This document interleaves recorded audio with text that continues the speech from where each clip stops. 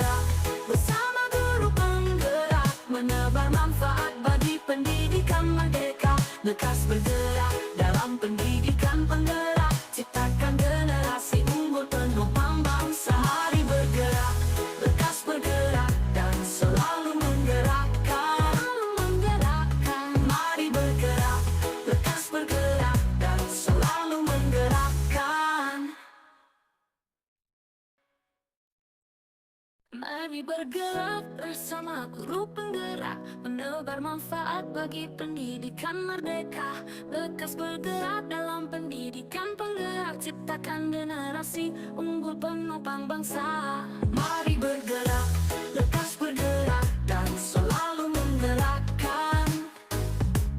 Mari bergerak, lekas bergerak, dan selalu menggerakkan. Mari bergerak bersama guru penggerak, menebar manfaat bagi pendidikan merdeka. Lekas bergerak dalam pendidikan penggerak, ciptakan generasi unggul penopang bangsa. Mari bergerak, lekas bergerak, dan selalu menggerak. Sekarang kita masuk ke sesi presentasi. Mulai dari kelompok auditori, kelompok yang lain, silakan. Ion maju ke depan.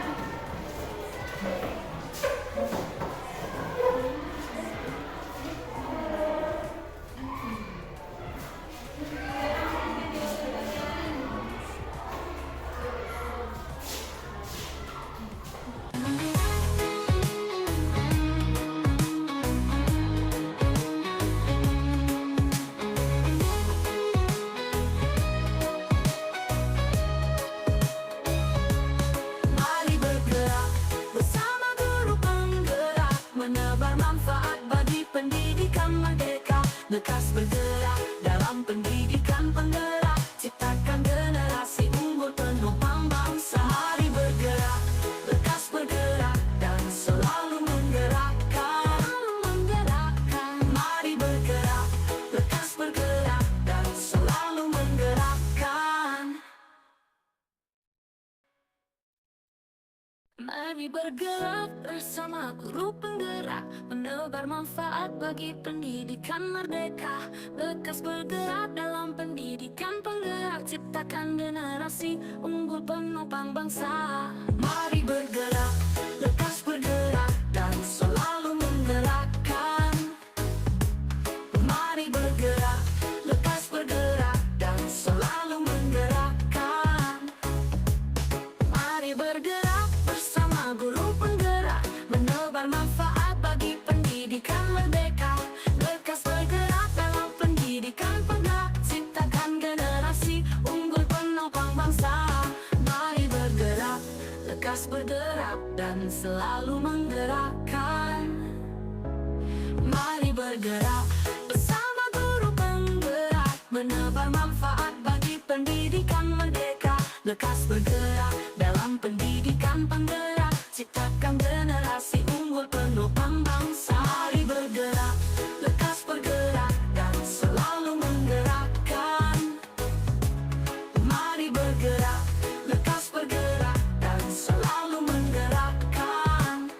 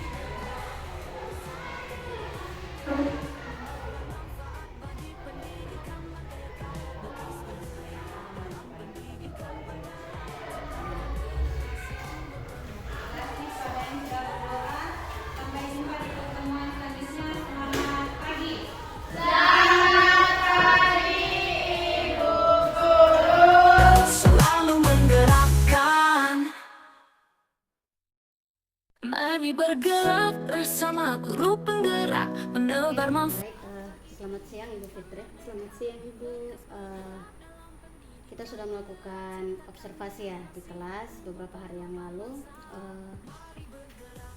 Mungkin ada beberapa pertanyaan yang akan saya ajukan hari ini. Mungkin bisa tuh Ibu? Bisa. Kalau gitu pertanyaan yang pertama, bagaimana perasaan yang Ibu rasakan saat dilakukan observasi? Jujur saja awalnya agak sedikit gugup karena jadi jam mengajar jadi seperti tidak biasanya karena ada yang mengawasi, terus ada yang merekam. Tapi itu hanya di awal-awal saja karena seterusnya pembelajaran bisa berjalan seperti biasa. Oke. Jadi Ibu agak merasa sedikit gugup ya, padahal kan saya hanya duduk saja di dalam dan hanya melihat, tidak melakukan apa-apa. Iya, jadi gugupnya juga tidak lama. Baik, syukurlah kalau misalnya gugupnya tidak terlalu lama.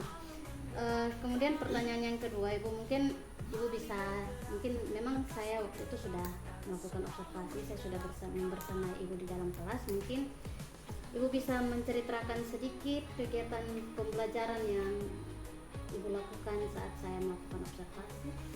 Jadi pembelajaran yang saya lakukan itu sebagian besar sudah sesuai dengan yang dirancang, namun ada beberapa poin yang terlewat juga. Kemarin itu saya melakukan pembelajaran berdiferensiasi, dalam hal ini diferensiasi proses dan produk. Jadi diferensiasi proses itu saya membagi peserta didik sesuai dengan gaya belajarnya, ada yang auditori, ada yang kinestetik, dan juga ada yang visual. Nah, untuk bagi gaya belajar sendiri itu saya sudah melakukan tes di awal-awal pertemuan, jadi tidak di pertemuan yang kemarin.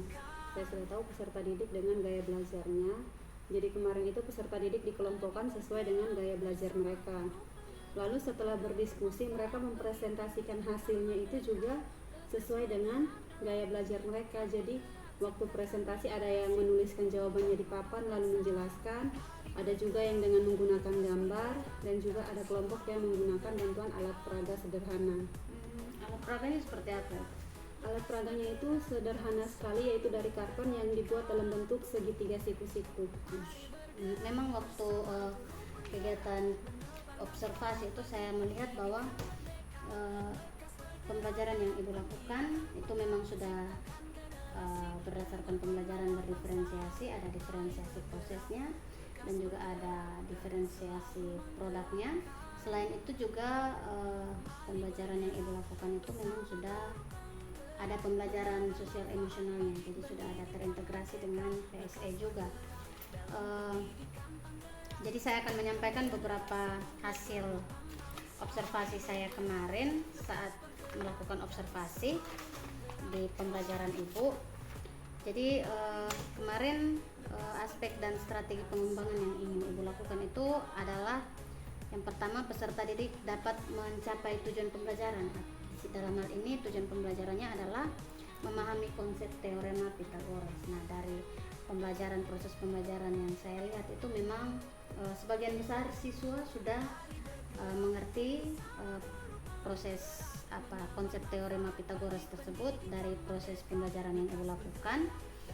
Kemudian strategi pengembangan yang kedua yang ingin Ibu kembangkan itu adalah mengembangkan keterampilan pemecahan masalah dari peserta didik itu sendiri. Nah, saya lihat memang dari diskusi kelompok serta hasil presentasinya mereka sudah sangat baik untuk bisa memecahkan sebuah masalah waktu itu. Kalau saya tidak salah waktu itu masalahnya adalah mengukur kawat pada tiang listrik. Kawat penyangga pada tiang listrik. Ya, memang itu masalahnya sangat-sangat kontekstual sekali, berada di sekitar lingkungan peserta didik, dan peserta didik juga sudah berhasil memecahkan masalah kira-kira panjang kawat penyangga yang dibutuhkan itu berapa meter untuk bisa menyangga tinggi tiang listrik tersebut. Kemudian ya yang ketiga itu melakukan pembelajaran diferensiasi proses dan produk yang terintegrasi dengan PSE, itu juga sudah ada, sudah nampak. Terus Ibu juga melakukan penilaian individu dan penilaian formatif dalam proses pembelajaran. Itu ada penilaian individu dan penilaian kelompok. Jadi diobservasi saat mereka berdiskusi ya. Ya, memang sangat menarik kemarin yang saya lihat ibu melakukan ice breaking dengan apa? Melatih mereka untuk mengenal emosi. Ya, melatih untuk mengenal emosi. Memang terkadang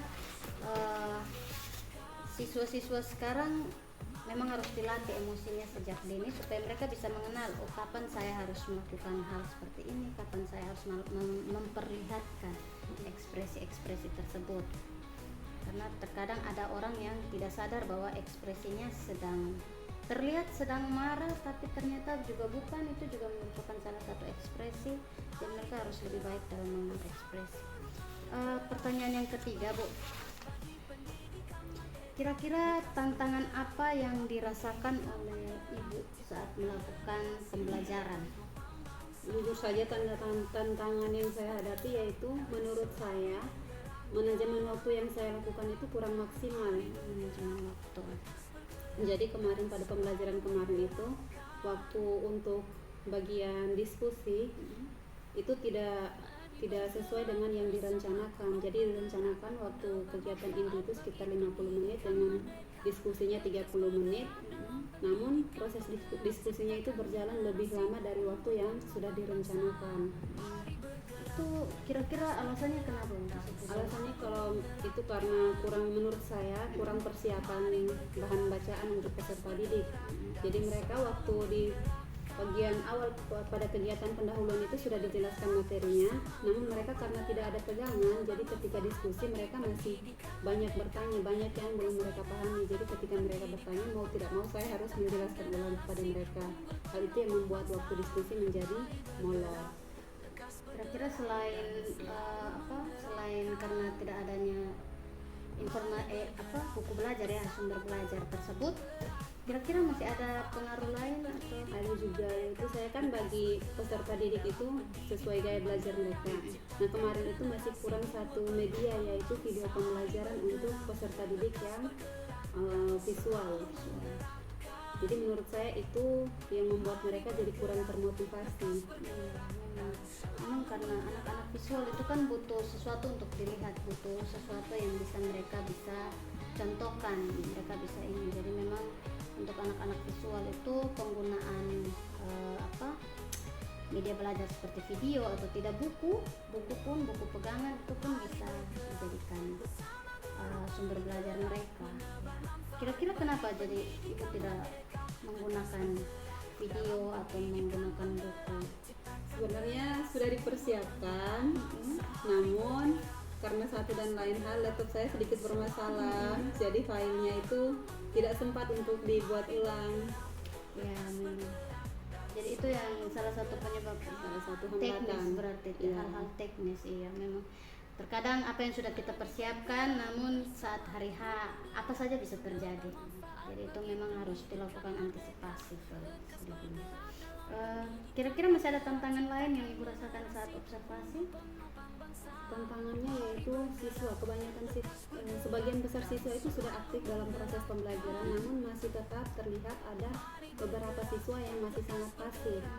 Jadi dalam setiap kelompok itu pasti ada satu atau dua anak yang masih pasif. Mereka lebih mengharapkan untuk temannya yang mengerjakan secara keseluruhan. Itu meskipun saya sudah keliling-keliling setiap kelompok mengarahkan, waktu diarahkan mereka mengerjakan, tapi setelah kelompoknya ditinggalkan, mereka yang saya perhatikan mereka kembalikan lagi ke teman mereka.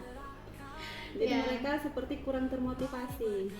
Betul. Memang itu biasa sering terjadi ya, anak-anak seperti itu tuh pasti selalu saja ada. Jadi kira-kira ibu sudah memikirkan solusinya apa begitu untuk mengatasi masalah anak-anak yang seperti itu? Lebih sering lagi pendekatan ke mereka. Jadi jangan hanya di dalam kelas, tapi di luar kelas juga kalau bisa kita luangkan waktu untuk berbicara dari hati ke hati. Benar. Memang hal itu juga sangat diperlukan. Kita guru itu tidak hanya berinteraksi dengan anak-anak itu hanya di dalam kelas saja. Kita juga perlu interaksi di luar kelas, di luar jam sekolah, ataupun di lingkungan-lingkungan lain. Kita harus selalu pendekatan. Masih ada lagi tantangan yang ibu rasakan? Cukup itu untuk sementara. Saya rasa tantangannya yang terberatnya yaitu Yang terberat ya, ibu. Oke, baik. Terus kira-kira rencana tindak lanjut dari kan tadi kan kita sudah membahas tentang apa tantangan-tantangan yang ibu hadapi, terus ibu juga sudah memberikan kira-kira solusi-solusi apa yang bisa ibu lakukan. Rencananya kapan akan ibu laksanakan tindak lanjut tersebut? Tindak lanjut tersebut rencananya akan dilaksanakan di pertemuan selanjutnya di hari Rabu depan. Jadi langsung serius ya.